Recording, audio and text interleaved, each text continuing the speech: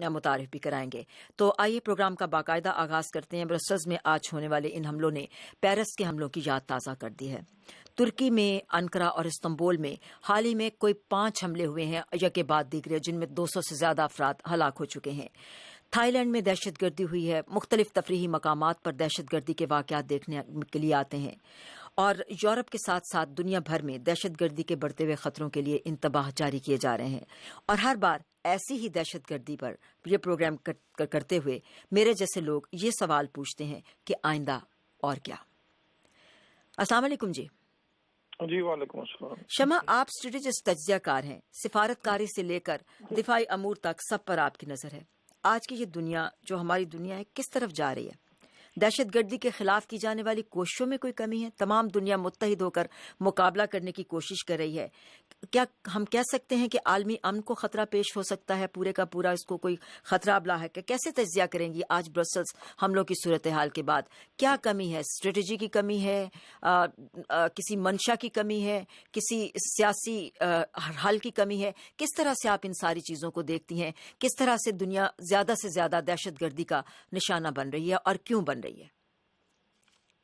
دیکھیے، میں اپنی بات کا آغاز کروں گی پریزیڈنٹ اوباما کی ابھی انہوں نے جو آدھا گھنٹہ پہلے اسپیچ کی ہے ہوانہ میں کہ ریگارڈلیس نیشنلٹی، ریس یا ایتھنیسٹی، ہم سب کو، دنیا کو یونائٹ ہونا پڑے گا ٹیررزم کے اگینسٹ. دنیا اب بدل چکی ہے. یہ جو ٹیررزم ہے، چاہے آپ بڑی سے بڑی فوج ہو، اس کو ختم نہیں کیا جا سکتا. یہ نیو اسٹریٹجی ہے. ان کو جو اپنی پلاننگ کرنی پڑے گی وہ اس طرح کرنی پڑے گی کہ 2 لوگ بھی مل کر اگر وہ کھڑے ہو جائیں کسی بھی ایک پر رونق جگہ پر، تو وہ ایک اتنا بڑا ٹیرر پھیلا سکتے ہیں کہ وہ پوری شہر کو، یا جس طرح یہ ہے کہ پورا یورپ آج فروزن ہو گیا ہے اور فریز ہو گیا اور بلیک ڈے پیرس اٹیک کے بعد. جی کچھ سیکیورٹی لیپس بھی ہے اس میں. آپ یہ دیکھیں کہ صالح عبد السلام کو فرائیڈے کو ہی پکڑا گیا اس جگہ سے جہاں پر اس کا اپنا گھر تھا اور وہ نیکسٹ اسٹریٹ میں تھا. حالانکہ بیلجین پولیس نے 2-3 بار وہاں پر چھاپے مارے اس کے گھر میں، لیکن انہوں نے واچ نہیں رکھا نیبرہڈ،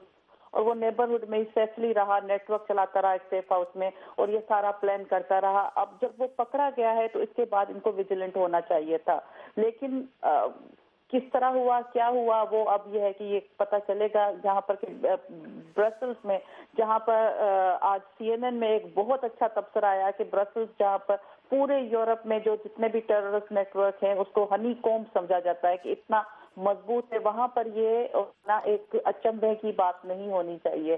لیکن بہرحال کہاں پر لیپس ہوا، کیا ہوا، اور اب دنیا کو کیا کرنا پڑے گا، یہ ایک لمحہ فکریہ ہے کہ ہمیں کس طرح سے یونائٹ. یہ ہے کہ یہ جو اس طرح کے ٹیرر اٹیکس ہیں، جس طرح پاکستانی قوم، یہ ہے کہ ہم ایک بہادری سے مقابلہ کر رہے ہیں اور ہارٹ بروکن ہوتے ہیں ہمارے لوگ، ہمارے بچے، ہماری عورتیں، ہمارے بھائی باپ سب مرتے ہیں، لیکن اس کے باوجود ہم یہ ہے کہ لڑ رہے ہیں. اس طرح دنیا کو بھی یہ کرنا چاہیے تھا، کرنا چاہیے. آج پھر کسی ایک بڑے انالسٹ نے یہ کہا کہ this is the new normal in the world for Europe, اور جو پیس ہے اور وہ چیزیں ہیں وہ اب مطلب یہ دہشت گردی کو معمول کی چیز سمجھنا چاہیے. رہی. اب یہ کہ دہشت گردی ایک ایسا فیکٹر ہے جس کو ہم چاہیں بھی تو اگنور نہیں کر سکتے، اور ہم سب کو ریگارڈلیس جو بھی ہے کہ ہماری نیشنلٹیز ہے، ہم سب کو یونائٹ ہونا پڑے گا، ویجیلنٹ ہونا پڑے گا کہ ہمارے آس پاس کیا ہو رہا ہے. اچھا، آپ ہمارے ساتھ رہیے گا. شمع، محسن ظہیر صاحب سے بات کرتے ہیں. محسن صاحب، دہشت گردی اور انتہا پسندی کی کارروائیوں کے بارے میں ہم اپنے تمام پروگراموں میں بات کرتے آئے ہیں. گزشتہ جتنے سالوں سے مجھے یاد پڑتا ہے کہیں پر کوئی بہت بڑی تبدیلی نہیں آئی. ہم لوگوں کے پاس سوال کم پڑتے جا رہے ہیں اور صورتحال وہیں کی وہیں جوں کی تو قائم ہے.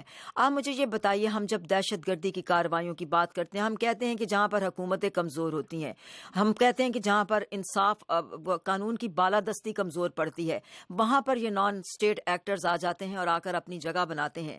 لیکن پیرس میں، برسلز میں، ترکی میں ان ساری باتوں کے بارے میں جب یہ حملے ہو جاتے ہیں تو یہ جو ایک ہمارا نقطہ نظر تھا، اس میں کیا اس پر زک نہیں پڑ گئی؟ اس کو کس طرح سے آپ دیکھتے ہیں؟ کیسے اب یہ دہشت گردی کی جو نئی صورتحال ہے، جس کو ایک معمول کی صورتحال کہا جانے لگا ہے، اس کے بارے میں آپ کا تجزیہ کیسے ہوگا؟ دیکھیں، میں یہ سمجھتا ہوں کہ آج جو بیلجیم میں واقع پیش آیا، یہ ایک بار پھر ایک بہت بڑا الارم جو ہے وہ بجا ہے، اور اس الارم کی توقع تھی، اور جتنے بھی دفاعی تجزیہ کار تھے، دہشت گردی کے امور پر نظر رکھنے والے جو ماہرین تھے، وہ ایسی توقع کا اظہار کر رہے تھے کہ یورپ میں یا کہیں پہ بھی کوئی اس قسم کا واقعہ ہو سکتا ہے. جہاں تک دہشت گردی ایک معمول بن گئی ہے، میں سمجھتا ہوں کہ معمول اس لحاظ سے تو ہم کہہ سکتے ہیں کہ تواتر سے جو واقعات پیش آ رہے ہیں، تو اس لیے دہشت گردی کے واقعات کو ہم معمول ایک کہہ سکتے ہیں. لیکن مسئلہ یہ ہے کہ قانون کی عملداری اور حکومتوں کے پاس وسائل کا نہ ہونا یا ان کی منشا کا نہ ہونا، یہ ایک طرف کے معاملات ہیں. دوسری طرف جو معاملات ہیں وہ یہ ہیں کہ جو دنیا میں اس وقت بہت سے تنازعات ہیں اور دنیا میں بہت سے جو معاملات ہیں، میں یہ سمجھتا ہوں کہ انہیں حل کرنے میں جو تاخیر ہو رہی ہے اور اس درمیانی عمل میں جو لوگ پختہ سوچ نہیں رکھتے، وہ بہت جلد گمراہ ہو جاتے ہیں. اور ایسے گمراہ لوگوں کو ایک ایندھن کے طور پر استعمال کرنے والی جو آرگنائزیشنز ہیں، جیسے القاعدہ ہے، جیسے داعش ہے، وہ اس صورتحال کا بڑا بھرپور فائدہ اٹھا رہی ہے. تو ہمیں چیلنج یہ ہے کہ اس صورتحال میں جو تنظیمیں ایسے جو ورنریبل لوگ ہیں یا عناصر ہیں ان سے فائدہ اٹھانے کی کوشش کرتی ہیں، ان پر بھرپور اور پری ایمپٹیو سٹرائک کرنی چاہیے. جیسے شمع صاحبہ نے بہت اچھی بات کی کہ دیکھیں برسلز میں اسی نیبرہڈ میں صالح عبدالسلام جو تھا وہ اس نے وہ روپوش رہا اور وہاں سے اپنی ایکٹیویٹیز کرتا رہا، اور آپ نے دیکھا کہ اس کی گرفتاری کے تقریباً 24-36 گھنٹے کے بعد یہ بیلجیم کا واقعہ پیش آیا. تو یہ ایک بہت بڑا، میں یہ سمجھتا ہوں یہ جو واقعہ ہے یہ ایک اس کی بڑی مثال ہے جو بات میں کہہ رہا ہوں. تو میرا یہ خیال ہے کہ ضرورت اس امر کی ہے کہ جو بھی ولنریبل جو لوگ ہیں، تنظیمیں ہیں یا گروپس ہیں، ان پر ایک پری ایمپٹیو سٹرائک ہونی چاہیے، نمبر ایک. اور دوسری بات یہ ہے کہ جو تنازعات ہیں ان کے حل کو جتنی جلد ممکن ہے وہ ممکن بنانا چاہیے اور سیاسی حل کی طرف میں سمجھتا ہوں جانا چاہیے معاملات کی. اچھا، ہمارے ساتھ رہیے گا محسن ظہیر صاحب. ناصر نوید صاحب، جیسا کہ ہم نے اپنے سننے والوں کو بتایا کہ آج ہمارے ساتھ پروگرام میں پہلی بار شرکت کر رہے ہیں. نوید صاحب، آپ کو ہم بہت پروگرام میں خوش آمدید کہتے ہیں. ہمارے پروگراموں میں عام طور پر کوشش ہوتی ہے بہت ساری مثبت خبریں بھی لیں، لیکن آج کا دن ایسا تھا جب ہم آپ کو خوش آمدید کہہ رہے ہیں. تو ابھی ہم جیسا کہ آپ سننے والوں کو بھی بتا رہے تھے کہ آپ وزٹنگ اسکالر ہیں جو مڈل ایسٹ انسٹیٹیوٹ یہاں واشنگٹن میں ہے، اس کے ساتھ کام کر رہے ہیں. تو آپ یہ بتائیے گا، جیسا کہ ابھی شمع نے بات کی، اس کے بعد محسن ظہیر صاحب نے بھی اسی طرف اشارہ کیا کہ برسلز میں یہ دھماکے ایسے وقت پر ہوئے ہیں جب چند روز قبل پیرس حملوں کا ایک مرکزی مشتبہ شخص صالح عبدالسلام کو برسل سے گرفتار کیا گیا تھا. اگر اس گرفتاری کے پس منظر میں یہ ساری بڑی کارروائی ہوئی ہے تو کیا دہشت گردوں اور حملہ آوروں کے منظم ہونے اور ان کی حکمت عملی کے بارے میں کس طرح سے کہا جا سکتا ہے کہ کیا وہ آج بھی اتنے ہی منظم ہیں، آج بھی وہ اسی طرح متحد ہیں، یا اس کو آپ سمجھیں گے کہ محض کوئی ایسی ہی اکا دکا کاروائی تھی؟ کس طرح سے اس کو دیکھتے ہیں؟ جی، بہت شکریہ پروگرام میں دعوت دینے کے لیے. میرے خیال میں یہ کہنا درست ہوگا کہ دہشت گرد ابھی بھی منظم ہے، اور اس میں بڑی بات یہ ہے کہ دہشت گرد تو منظم ہے، لیکن ہم جو خود کو سیویلائزڈ لوگ کہتے ہیں، دنیا کی طاقتیں ہیں ہمارے ساتھ، ہم لوگ منظم نہیں ہیں. ایک طرف دہشت گرد ہیں اور دوسری طرف ہم ہیں. ہمارا مقابلہ دہشت گردوں سے ہے. جس طرح اس میں تو کوئی شک نہیں ہے کہ وہ منظم ہیں، اور یہ کارروائی جو ہوئی ہے یہ اسی جو صالح عبدالسلام کی گرفتاری ہوئی ہے اس کے بیک گراؤنڈ میں ہی ہوئی ہے. لیکن اس میں دیکھنا یہ ہوگا کہ ہمیں ان کا یہ جو ایک منظم ایکٹیویٹیز ہیں ان کو ڈسمینٹل کیسے کرنا ہے. اس کے لیے میرے خیال میں دو طرح کی اسٹریٹجی لازمی اپنانی ہوگی. ایک ہوگی شارٹ ٹرم اور ایک ہوگی لانگ ٹرم. جو شارٹ ٹرم اسٹریٹجی ہوگی اس میں جیسے پہلے ساتھیوں نے ذکر کیا ہے کہ امیڈیٹ ایکشنز ہونے چاہیے، جس میں پریونٹیو ایکشنز لینے چاہیے. جہاں جہاں پہ ان کے اسٹرانگ ہولڈ ایریاز ہیں وہاں پہ بمباری اگر کرنے کی ضرورت ہے بمباری کریں، جہاں پہ انٹیلیجنس ٹریڈز کرنے کی ضرورت ہے انٹیلیجنس ٹریڈز کی جائیں. اور لانگ ٹرم میں جیسے محسن صاحب نے بڑے اچھے طریقے سے اس چیز کی وضاحت کی ہے کہ جو پولیٹیکل ایشوز ہیں جن کو یہ لوگ ٹیررسٹ آرگنائزیشنز ایکسپلائٹ کرتی ہیں for their own vested interest, ان کو حل کرنے کی ضرورت ہے. لیکن اس میں جو امیڈیٹ جو میرے خیال میں مسائل ہیں ان کو حل کرنے کی ضرورت ہے کہ داعش کی روٹس کیا کیا ہیں، ان کی فنڈنگ، کوئی بھی آرگنائزیشن ہوتی ہے اس کے لیے اس کی جو فنڈنگ ہوتی ہے وہ اس کی ایک جان کی حیثیت رکھتی ہے، ریڑھ کی ہڈی کی حیثیت رکھتی ہے. تو ان کے فائنانشیل جو سورسز ہیں ان کو ختم کرنے کی ضرورت ہے. دوسرا ان کا ایک اہم سورس ہوتا ہے ہیومن پاور. ہیومن ریسورس کے بغیر یہ آرگنائزیشن کچھ نہیں کر سکتی. تو ہیومن ریسورسز کے لیے ان کو جو فوڈ سولجرز ملتے ہیں، لوگوں کو جس طریقے سے یہ ریڈیکلائز کرتے ہیں اسلام کے نام پہ یا کسی اور آئیڈیالوجی کے نام پہ، اس پہ لوگوں کو بھی سینسٹائز کرنے کی ضرورت ہے کہ ان آرگنائزیشنز کا نہ کسی مذہب کے ساتھ نہ کسی جماعت کے ساتھ تعلق ہے. یہ بالکل ایک باربیرین قسم کے آرگنائزیشنز ہیں جن کا مقصد صرف اور صرف فساد اور افراتفری اور جنگ کا ماحول پیدا کرنا ہے. تو میرے خیال میں یہ دو طرح کی اسٹریٹجیز ہونی چاہیے جن پہ اسپیشلی یو ایس اے کو، اقوام متحدہ کو لیڈ لینی چاہیے اور ایکٹیو طریقے سے ان لوگوں کے اگینسٹ کھڑے ہونا چاہیے. اچھا، شکریہ ہمارے ساتھ رہے گا. شمع، ایک اور بات جو اس سارے تناظر میں آتی ہے، جلدی ہم بات کرتے ہیں، اب کوئک کامنٹس کرتی جائیے گا، کہ یورپ میں پناہ گزینوں کی آمد کو ایک بحران کے طور پر دیکھا جاتا رہا ہے. پچھلے پورا سال اسی طرح گزر گیا. پیرس کے حملوں کے بعد ظاہر ہے کہ اس سلسلے میں کافی تحفظات کا بھی اظہار کیا گیا. اب ترکی کے ساتھ جو حالیہ معاہدہ پایا یورپی یونین کا، اس کے اوپر بھی کافی خدشات کا اظہار کیا جاتا ہے. کچھ لوگ اس معاہدے کو بالکل ہی کہتے ہیں کہ اس پر عمل درآمد ہونا ممکن ہی نہیں ہے. برسلز حملوں کے بعد اب آپ کیا سمجھتے ہیں کہ یورپ میں پناہ گزینوں کا مستقبل کیا ہے؟ کتنے خدشات ہوں گے، کتنے تحفظات ہوں گے ان لوگوں کو جو پہلے ہی بے گھر ہیں، جو پہلے ہی یا تو سمندر میں ڈوب جاتے ہیں یا کسی اور طرح سے جانے گنوا رہے ہیں؟ ان کے مستقبل کو کس طرح سے آپ دیکھیں گی اسی یورپ میں، اسی ان حملوں کے تناظر میں؟ دیکھیے، اب سے آدھا گھنٹہ پہلے میں نے یہی بات ایک پاکستانی ٹی وی چینل پر یہ بات کہی کہ جو یہ کہہ رہے تھے کہ یہ پناہ گزینوں کی وجہ سے، میں ان کو کہہ رہی تھی کہ یہ پناہ گزین، پہلے تو وہ داعش ان کو سیریا میں مار رہی ہے، اب وہ وہاں جا رہے ہیں تو وہاں پر یہ ہے کہ یہ جو جتنے بھی یہ آرگنائزڈ نیٹ ورکس ہیں، آپ اگر ان کا بایو ڈیٹا نکالیں، یہ پیدا وہاں پر ہوئے ہیں، یہ یا کنورٹ ہوئے ہیں یا پیدا وہاں پر ہوئے، اس کے بعد یہ ریڈیکلائزڈ ہوئے ہیں. تو ان کے پناہ گزین تو بیچارے وہاں ایک جہنم سے نکل کر دوسرے میں جا رہے ہیں کہ وہاں پر کچھ پناہ پائیں گے، تو وہاں بھی انہوں نے جہنم اس کو کرنے کی کوئی کسر نہیں چھوڑی. ایک دوسری بات یہ کہ ابھی جو شارٹ ٹرم پالیسی پر ناصر صاحب بات کر رہے تھے کہ ان کو بام کریں، بام آپ سیریا پر کر سکتے ہیں یا وہ اسٹیٹ لیس کنٹریز جہاں پر جو فیلڈ اسٹیٹس ہیں، آپ برسلز میں کس طرح بامبنگ کر سکتے ہیں یا پیرس میں کس طرح سے بامبنگ کر سکتے ہیں.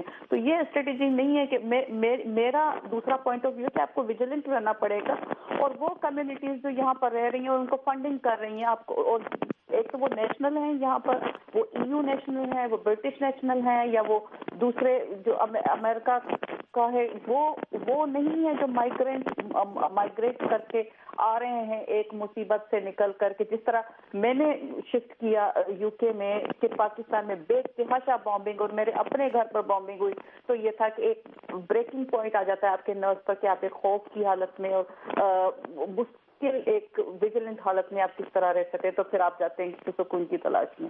تو پناہ گزینوں پر یہ ہے کہ وہ ڈبل جیوپرڈائز ہیں اس معاملے میں. مجھے بڑی ان کے ساتھ ہمدردی ہے، لیکن اس کے ساتھ ساتھ جو لوگ آ رہے ہیں ان پر یہ بھی چیک رکھنا چاہیے کہ ان میں سے کوئی کرمنل فیکٹر بھی تو نہیں ہے، کیونکہ جس طرح پیرس میں ہوا کہ پیرس میں 2 ایسے دہشت گرد تھے جو ریفیوجیز کے ساتھ آئے اور وہ پاسپورٹ بنا کر ریفیوجیز کے آئے اور پھر وہ انوالو تھے، لیکن ان کا آلریڈی داعش کے ساتھ. تو یہ بہت ہی ایک سیویئر قسم کا ہائی الرٹ قسم کی انٹیلیجنس چاہیے، اور اس کو ڈیلنگ چاہیے اس طرح سے کہ آپ اس سائیکولوجیکل فیکٹر سے سوچیں جیسے دہشت گرد سوچتے ہیں کہ وہ منظم ہیں، لیکن ہم لوگ ابھی تک پالیسیز بنا رہے ہیں کہ ہم ان کو ڈیل کیسے کریں اس کو تھریٹ کو نمٹنے کے لیے. اچھا محسن ظہیر صاحب، ایک امریکہ میں صدارتی انتخابی مہم کا زور ہے، خصوصاً ریپبلکن صدارتی امیدواروں کی طرف سے، جیسا کہ ہم اپنے سننے والوں کو بتاتے ہیں، خاص طور پر دہشت گردی اور انتہا پسندی سے نمٹنے کے لیے اور ایک مخصوص کمیونٹی سے نمٹنے کے لیے بھی بڑے کڑے موقف کا اظہار سامنے آیا ہے. آپ سمجھتے ہیں کہ برسلز میں جو اب دہشت گرد حملے ہوئے ہیں، امریکہ میں صدارتی مہم پر بھی اس کے اثرات مرتب ہوں گے، خاص طور پر آج بھی جبکہ 3 ریاستوں میں، ایریزونا میں، آئیڈاہو اور یوٹا میں یہ پرائمریز اور کاکسز ہو رہے ہیں؟ کس طرح سے اس کو دیکھیں گے آج کی صدارتی مہم کے حوالے سے؟ جی بےجت، میں ایک چھوٹا سا پہلے بیک گراؤنڈ دے کے پھر آپ کے سوال کی طرف آتا ہوں. دیکھیں، جب 9/11 ہوا تو پریزیڈنٹ جارج بش تھے، امریکہ میں صدر تھے، تو اس وقت ان کا جو پہلا ٹینیور تھا وہ سارا سیکورٹی ریلیٹڈ معاملات کے حوالے سے امریکہ میں ہم نے دیکھا سیاست جو ہے اس کے گرد گھومتی رہی. لیکن اور جنگیں شروع ہوئیں اور اس کی امریکہ میں ایک ہیوی پرائس شروع ہوئی. اس کے بعد جو دوسری ٹرم میں پریزیڈنٹ جارج بش جو جیتے اس میں جو ان کی ایون انتخابی مہم تھی اس میں سیکورٹی ریلیٹڈ معاملات کم تھے اور اکانومی ریلیٹڈ اور روزگار سے متعلقہ معاملات جو تھے وہ زیادہ تھے.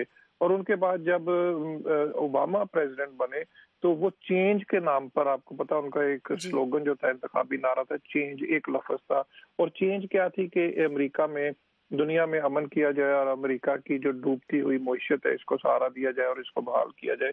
اور وہ بڑا سکسیسفل رہا نعرہ. اور وہ پہلا انہوں نے نہ صرف ٹرم اپنی اس نعرے پر جیتی بلکہ میں یہ سمجھتا ہوں جو دوسری ٹرم بھی تھی وہ موسٹ لائکلی انہوں نے اپنی پہلی جو ٹرم تھی اس کی کارکردگی کی بنیاد پر دوبارہ مینڈیٹ حاصل کیا. لیکن دیکھیں یہ 3 ٹرم پریزیڈنٹ جو امریکہ کے 3 صدر تھے اس میں سیکورٹی ریلیٹڈ جو معاملات تھے وہ پس پشت پر چلے گئے تھے. لیکن اس یہ جو پچھلا ایک صدر اوباما کا اور ریپبلکن پارٹی کا ایک 3 سال سے زیادہ عرصہ گزرا، ایک گریڈ لاک پالیٹکس رہی امریکہ میں. داخلی طور پر جو داخلی پالیسیز تھی اس پہ ریپبلکن نے تقریباً ہر معاملے پر صدر اوباما کی مخالفت کی. اسی طرح جو ان کی ایکسٹرنل جو پالیسیز ہے، فارن پالیسیز ہے، ایون جنگ سے ریلیٹڈ معاملات ہیں اور وار آن ٹیرر سے ریلیٹڈ معاملات ہیں، اس پر بھی ان کا مکمل طور پر ان سے اختلاف ہے. اور اسی لیے ہم اس صدارتی مہم میں دیکھ رہے ہیں کہ اب بیلجیم کا واقعہ تو آج ہوا، اس سے پہلے جتنی آپ پچھلے 6 ماہ کی صدارتی کیمپین دیکھیں اس میں جو ریپبلکن پارٹی ہے اس کا زیادہ تر جو فوکس ہے وہ سیکورٹی ریلیٹڈ معاملات سے ہیں اور اس میں بڑھ چڑھ کر جو ہے وہ بیان دینے کی کوشش کر رہے ہیں. جنگیں دوبارہ شروع ہونے کے اندیے ہمیں مل رہے ہیں اور جو اسلام کے حوالے سے باتیں ہو رہی ہیں، اسی طرح مسلم مائیگریشن کو روکنے والے سے باتیں ہو رہی ہیں، اسی طرح بہت سی چیزیں ہمارے سامنے ہیں. تو میں یہ سمجھتا ہوں بیلجیم کا جو واقعہ بدقسمتی سے ایک جو آلریڈی صورتحال موجود تھی اس پر جلدی پر اس نے ایک کیا کہتے ہیں اس کو تیل کا کام کیا اور صورتحال کو زیادہ گمبھیر کر دیا ہے. اور جن لوگوں کو تشویش تھی سیکورٹی ریلیٹڈ معاملات کے حوالے سے جیسے ریپبلکن لیڈرشپ ہے اور جو ان کے پیروکار ہیں، میں یہ سمجھتا ہوں یہ بیلجیم کا جو واقعہ ہے ان کی تشویش کو زیادہ اس نے تقویت دے دی ہے اور ان کا جو ویو پوائنٹ ہے وہ اور پکا ہو جائے گا، وہ زیادہ زور پکڑے گا آنے والے دنوں میں. اچھا، ہمارے پاس اس وقت ہے بیلجیم سے ایک کہ دارالحکومت برسلز میں جب ہوائی اڈے کو اور میٹرو اسٹیشن کو جب دہشت گرد حملوں کا ہدف بنایا گیا تو اس میٹرو اسٹیشن پر حملے کے وقت موجود تھے اینی شاہد فرید اشرف صاحب. ہمارے ساتھی شہناز نفیس کو انہوں نے کیا تفصیل بتائی ہے آئے آپ کو بتاتے ہیں، کیونکہ اب ہم اس کے بارے میں کچھ رد عمل آپ کو سنوا رہے ہیں اور اس کے ساتھ ساتھ پاکستان اور بھارت کی بات بھی کریں گے.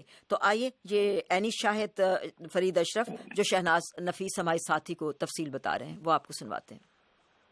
جی، آج تقریباً 9 بجے سم تھنگ یہ جو میٹرو اسٹیشن ہے میل بیک کے سائڈ میں اور لوگوں کے جو ہم تقریباً ہماری نظروں کے سامنے اس طرح حالات ہوئی تھی کہ جو نیچے جو میٹرو کے نیچے اسٹیشن میں لوگوں کو واپس بلانا چاہتا تھا کیونکہ اندر یہ لوگ جو تھے نہیں جانا سکتے تھے کیونکہ پولیس آئے تھے اور لوگوں کو جانے نہیں دیتے تھے. پہلا حملہ میٹرو پہ ہوا، اس کے بعد ایئرپورٹ کو نشانہ بنایا گیا ہے؟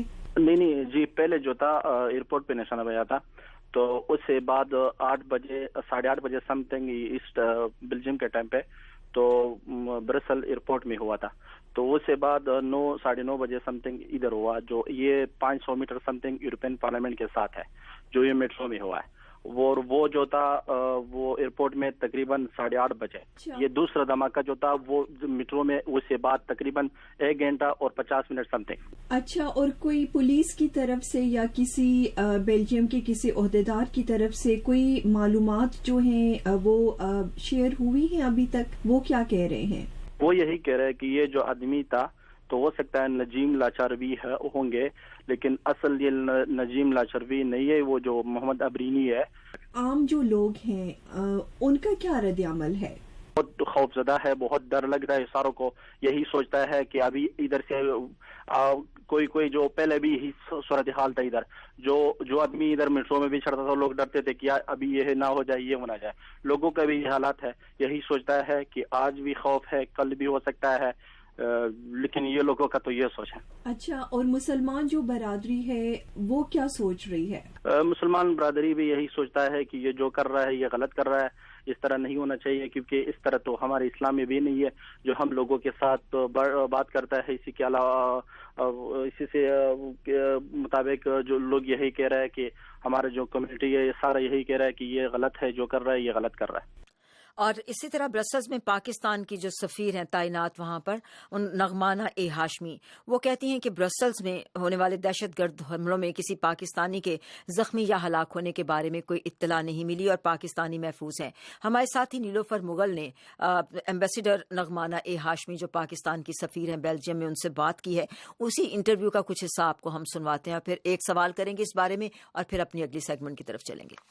جی, آج تقریباً 9 بجے سم تھنگ یہ جو میٹرو اسٹیشن ہے میل بیگ کے سائڈ میں, ادھر تو ایک دھماکہ ہوا اور اس دھماکے میں تقریباً 15 لوگوں سے زیادہ جان بھاگ ہو گئی, 55 لوگ سم تھنگ زخمی بھی ہوئی ہے. تقریباً ہماری نظروں کے سامنے اس طرح حالات ہوئی تھی کہ جو نیچے جو میٹرو کے نیچے اسٹیشن میں لوگوں کو واپس بلانا چاہتا تھا, کیونکہ اندر یہ لوگ جو تھے جی, آپ وہی انٹرویو دوبارہ سن رہے ہیں جو ابھی ہم نے آپ کو سنوایا, جو کہ عینی شاہد ہیں ایمبیسیڈر صاحبہ سے انٹرویو جس کی ہم نے بات کی ہے, وہ ابھی آپ کو ہم سنواتے ہیں. تو آئیے اتنی دیر میں ہم آپ کو پاکستان کی طرف لیے چلتے ہیں. پاکستان کی وزارت خارجہ سے جاری بیان میں برسلز میں ہونے والے دھماکوں کی سخت الفاظ میں مذمت کی گئی ہے اور کہا گیا ہے کہ پاکستان ہر طرح کی دہشت گردی کے خلاف ہے. بیان میں بیلجیم کی حکومت اور عوام سے اظہار یکجہتی بھی کیا گیا ہے. وزیر اعظم نواز شریف نے ایک بیان میں دہشت گرد حملے میں قیمتی جانوں کے زیاں پر افسوس کا اظہار کیا ہے اور کہا ہے کہ دہشت گردی کسی ایک ملک یا قوم کے لیے نہیں بلکہ پوری انسانیت کے لیے خطرہ ہے.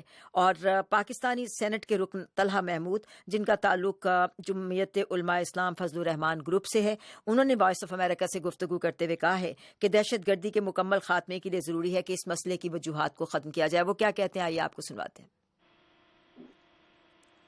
جب کوئی اس قسم کا اٹیک ہوتا ہے اور اس میں جب نام آتے ہیں, مجرم آتے ہیں اور وہ مسلمان ہوتے ہیں, ان کے نام مسلمان ہوتے ہیں, تو اس کا مطلب یہ نہیں ہے کہ وہی مجرم ہے. مجرم وہ ہیں جو ان کے پیچھے بیٹھے ہیں, جو ان سے یہ کام کروا رہے ہیں. اصل ان مجرموں کو پکڑنے کی ضرورت ہے جس کی طرف دنیا جو ہے اس طرف نہیں دیکھتی. سطحی نگاہ سے دیکھ کے اس کو جڑ سے ختم کرنے کے بجائے اس طرح کے معاملات کو اس طریقے سے ہینڈل کیا جاتا ہے کہ جس کا نقصان جو ہے وہ ہمارے جو مذہبی حوالے سے ممالک ہیں یا مسلمان ہیں ان کو اس کا نقصان ہوتا ہے.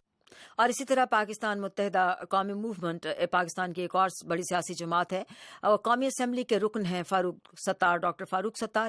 وہ اس سلسلے میں کیا کہتے ہیں؟ وہ کہتے ہیں کہ پاکستان کی سرزمین کو کبھی دہشت گردی کے لیے استعمال ہم نہیں ہونے دیں گے, یہ ہمارا موقف ہے. اور اسی طرح انہوں نے کیا بات کی ہے ان حملوں کے حوالے سے, آئیے آپ کو سنوائیں. ہماری اسٹیٹڈ پالیسی یہ ہے کہ ہم پاکستان کی زمین کو دنیا میں کسی جگہ بھی دہشت گردی کے لیے استعمال نہیں ہونے دیں گے, ہماری پالیسی ہے. تو بس ہمیں اس پر بہت سختی سے کاربند ہونا چاہیے. ہم نے آپ سے کہا تھا کہ برسلز میں جو پاکستان کی سفیر ہیں نغمانہ اے ہاشمی, ہماری ساتھی نیلوفر مغل سے بات کرتے ہوئے انہوں نے بتایا کہ برسلز میں پاکستانی محفوظ ہیں. وہ کیا کہتی ہیں, آئیے آپ کو سنوائیں, پھر ایک کوئک کوسچن کریں گے اور ہم اپنی اگلی سیگمنٹ کی طرف بڑھیں گے.